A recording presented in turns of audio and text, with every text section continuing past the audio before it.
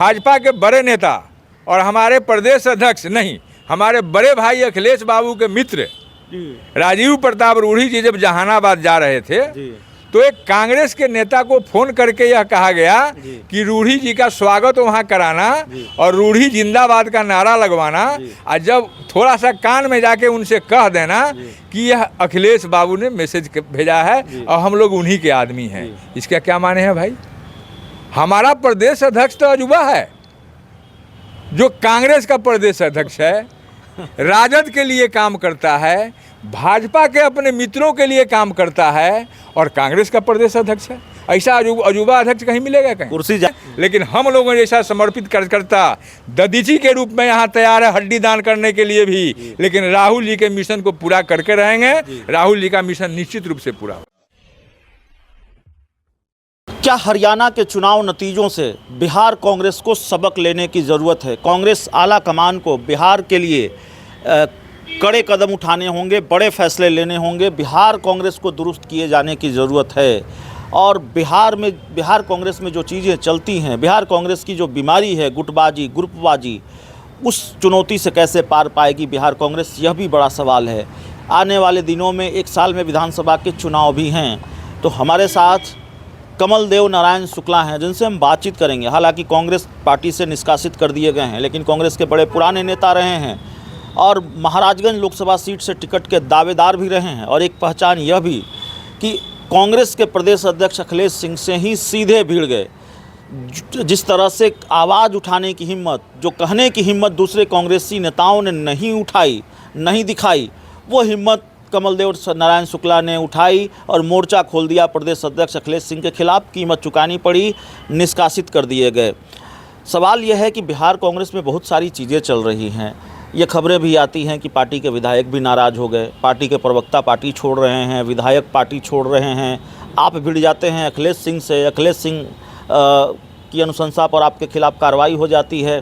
तो गुटबाजी तो चल रही है बिहार कांग्रेस में, वो जो पुरानी बीमारी है वो गई नहीं है। देखिए, पहले के गुटबाजी में और आज के गुटबाजी में बड़ा अंतर है जी। हम लोग तो NSUI के पृष्ठभूमि के कांग्रेसी हैं। हम लोगों ने देखा है सीताराम केसरी जी एक साइड में हैं, जगन्नाथ जी एक साइड में हैं, भागवत आजाद जी एक साइड में हैं, चंद्रशेखर बाबू एक साइड में हैं। इस ढंग की गुटबाजी मैंने देखा है। तारिक अनवर जी एक साइड में हैं।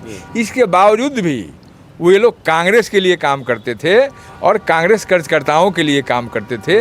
लेकिन आज जो विगत कुछ दिनों से, कुछ बरसों से कांग्रेस में एक परंपरा खड़ा हुई है, वो एक तीसरा गुटबाजी हो रहा है। वह है कि मूल कांग्रेसी और बाहरी कांग्रेसी, और यह कांग्रेस के लिए खतरनाक है, कांग्रेसियों के लिए खतरनाक है और प्रदेश के लिए भी खतरनाक है।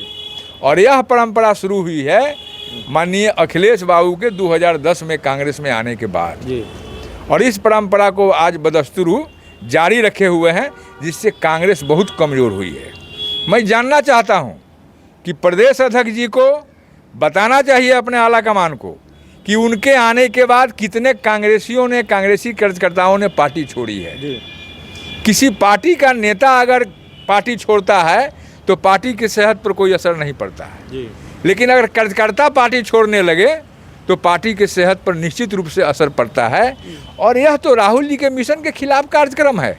अगर राहुल जी का मिशन तो 2024 पूरा करने का संकल्प बिहार कांग्रेस लिया होता तो यहाँ कांग्रेस 15 सीटों पर लोकसभा चुनाव लड़ती और कम से कम 10 से 12 सीट पर वो चुनाव जीतती। नहीं, यहाँ तो आरजेडी जितनी सीटें देगी उतनी ही सीटों पर आप लड़ेंगे। आप पर तो टैग लगा हुआ है कि आरजेडी के पिछले मुंह हैं आप। यह यहाँ के स्थानीय नेताओं का प्रचार है जी। और यह कांग्रेस के मूल कार्यकर्ताओं पर मनोवैज्ञानिक दबाव और एक तरह से उन्हें भयभीत करने का षड्यंत्र है। कहीं से भी आला कमान लालू जी के दबाव में नहीं है। लेकिन दुर्भाग्य यह है कि यहाँ प्रदेश के नेता, आपकी पार्टी के कार्यक्रम में लालू प्रसाद यादव जाते हैं, वो कहते हैं कि हमने आपके प्रदेश अध्यक्ष के बारे में कहते हैं कि हमने इनको राज्यसभा बनाया था। अरे भैया, यही तो राज है। बीजेपी को मदद करने का यह राज है। आपसे मैं पूछना चाहता हूं कि 2005 से एनडीए यहाँ सत्ता में है। बीजेपी कभी लालू जी के परिवार के विरोध को छोड़ के किसी दूसरे बिंदु पर राजनीति की है क्या? बोलिए, अगर की हो तो बताइए। 2005 19 साल तक सत्ता में रहने के बाद भी बीजेपी को अपने राजनीतिक अस्तित्व को बिहार में बनाए रखने के लिए लालू जी और उनके परिवार के विरोध के अलावा दूसरा कोई राजनीतिक आधार नहीं है। अगर वह राज्य के लिए काम की होती तो अपने काम के आधार पर वो वोट मांगती, लेकिन बीजेपी के एक भी नेताओं का स्टेटमेंट बता दीजिए जो अपने काम के आधार पर वोट मांगा हो। और आज भी 2005 से अखबार उठाकर आप देख लीजिए, कोई ऐसा दिन नहीं है जो बीजेपी के बड़े से बड़े नेता अगर कहीं कुछ बोल रहे हैं तो वह लालू जी पर ही बोल रहे हैं और लालू जी के परिवार पर ही बोल रहे हैं। तो यह मिलीभगत है, क्योंकि लालू जी के परिवार पर केंद्रित करके बीजेपी वैसे वोटरों को अभी तक अपने साथ एकजुट रखना चाहती है जो 2014 के बाद 19 से ही उनसे हटने का मौन बना चुके थे। अगर वो मौन बनाए हैं हटने के लिए और हमारे प्रदेश अध्यक्ष और हमारे प्रदेश के पार्टी के कार्यकलापों से पुनः वह बीजेपी में बैक होते हैं, तो यह साबित करता है कि हमारा नेतृत्व, हमारा प्रदेश नेतृत्व बीजेपी को मजबूत करना चाहता है। नहीं तो ये कांग्रेस के आला कमान को नहीं दिख रहा है क्या? आपके आरोपों में अगर दम है तो कांग्रेस के आला कमान को ये क्यों नहीं दिख रहा है? कांग्रेस आला कमान तमाशबीन क्यों बनी हुई है? कांग्रेस आला कमान त्याग की मूर्ति है, क्षमादात्री हैं। मुझे कहने में थोड़ा सी संकोच नहीं है कि इसके पहले आपने देखा होगा कि जब भाजपा के बड़े नेता और हमारे प्रदेश अध्यक्ष नहीं, हमारे बड़े भाई अखिलेश बाबू के मित्र राजीव प्रताप रूढ़ी जी जब जहानाबाद जा रहे थे तो एक कांग्रेस के नेता को फोन करके यह कहा गया कि रूढ़ी जी का स्वागत वहाँ कराना और रूढ़ी जिंदाबाद का नारा लगवाना, और जब थोड़ा सा कान में जाके उनसे कह देना कि यह अखिलेश बाबू ने मैसेज भेजा है और हम लोग उन्हीं के आदमी हैं। इसका क्या माने हैं भाई? हमारा प्रदेश अध्यक्ष तो अजूबा है, जो कांग्रेस का प्रदेश अध्यक्ष है, राजद के लिए काम करता है, भाजपा के अपने मित्रों के लिए काम करता है और कांग्रेस का प्रदेश अध्यक्ष है। ऐसा अजूबा अध्यक्ष कहीं मिलेगा? कहीं कुर्सी जाएगी कि बचेगी? देखिए, कुर्सी ले जाना और रखना ये तो आला कमान का डिसीजन है, लेकिन आला कमान इन घटनाक्रमों से वाकिफ हैं जी। और राहुल जी का जो पीड़ा है जी, वो हरियाणा चुनाव के बाद सामने आ गया है जी। और ऐसी पीड़ा राहुल जी ने कई एक बार व्यक्त किया है जी।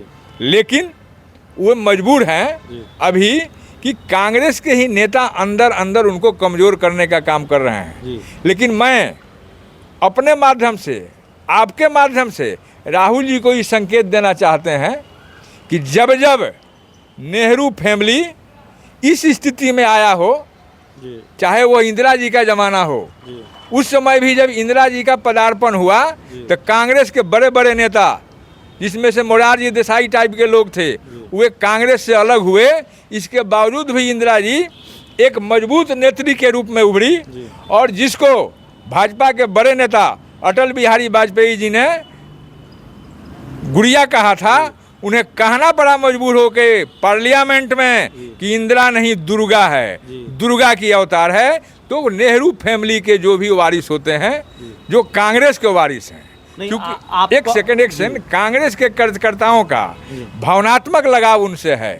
वही हालात श्रीमती सोनिया जी, जब राजीव जी की हत्या हुई तो सोनिया जी अपने आप को राजनीति से दूर रखा, कांग्रेसियों के दबाव पर वह पुनः राजनीति में आई और आने के बाद कांग्रेस के नेताओं ने ही उनके विदेशी मूल के इशू पर एक आवाज़ बुलंद किया और कांग्रेस वहाँ थोड़ा झटका लगा, कमज़ोर हुआ। लेकिन सोनिया जी ने दिलेरी के साथ नेतृत्व दिया और 2004 से लेके 14 तक मजबूती के साथ केंद्र में कांग्रेस का संयुक्त सरकार रहा, गठबंधन की सरकार रही और उन्होंने बहुत मजबूत नेतृत्व दिया। वही हालात राहुल जी के साथ भी एक कांग्रेसी जो केवल अपने लिए जीते हैं, कांग्रेस के लिए नहीं जीते हैं, पैदा करना चाहते हैं। लेकिन हम लोगों जैसा समर्पित कार्यकर्ता ददीची के रूप में यहाँ तैयार है हड्डी दान करने के लिए भी, लेकिन राहुल जी के मिशन को पूरा करके रहेंगे। राहुल जी का मिशन निश्चित रूप से पूरा होगा। तो राहुल गांधी का मिशन पूरा होगा। कांग्रेस के प्रदेश अध्यक्ष अखिलेश सिंह पर अब भी नाराज हैं कमलदेव नारायण शुक्ला। इस पूरी रिपोर्ट में इतना ही। बहुत बहुत धन्यवाद।